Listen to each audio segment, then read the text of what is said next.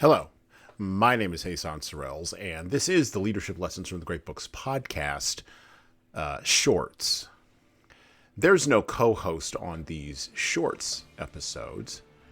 These are now around 2 to 4 minute, sometimes as long as 6 to 10 minute observations, ideas, thoughts, or rants about the literature, philosophy, psychology, and even the theology of leadership.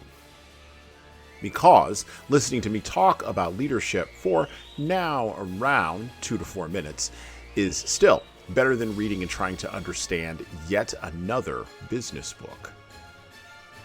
Even that business book your coworker won't stop raving about because it quote-unquote changed their life, but you can't see any difference in their leadership behavior.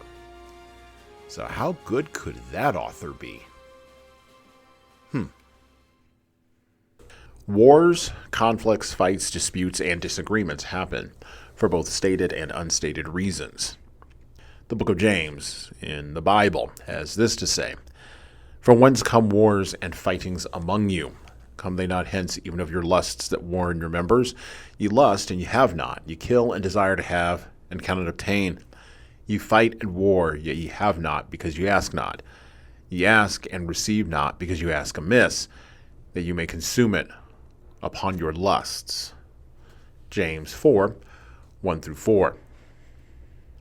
Human beings, driven by envy, jealousy, lust, and much, much more, commit crimes in the heart long before they manifest externally in the form of conflicts with others.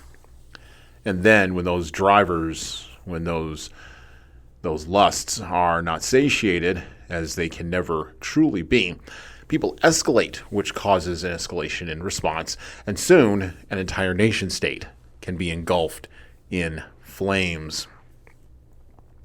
Leaders are people, just like any other people. Just because they rule over a nation, a tribe, or even a family or a community does not mean that they will be made better in handling their impulses than those who rule far smaller satraps.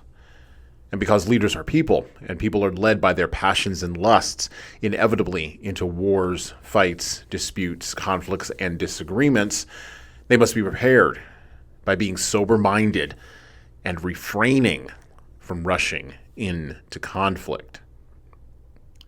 Theology used to be the anchor for how people understood human behaviors in a fallen world, and history used to be the ship that tugged people through the waters of conflict.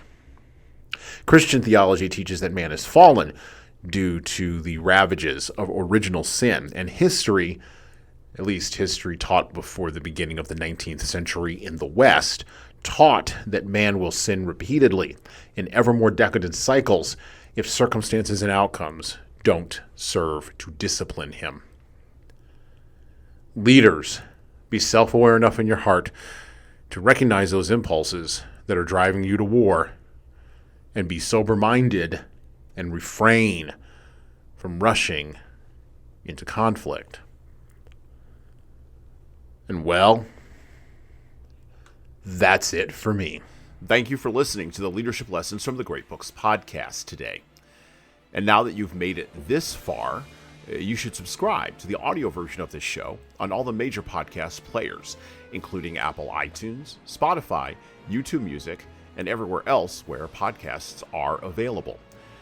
There's also a video version of our podcast on our YouTube channel.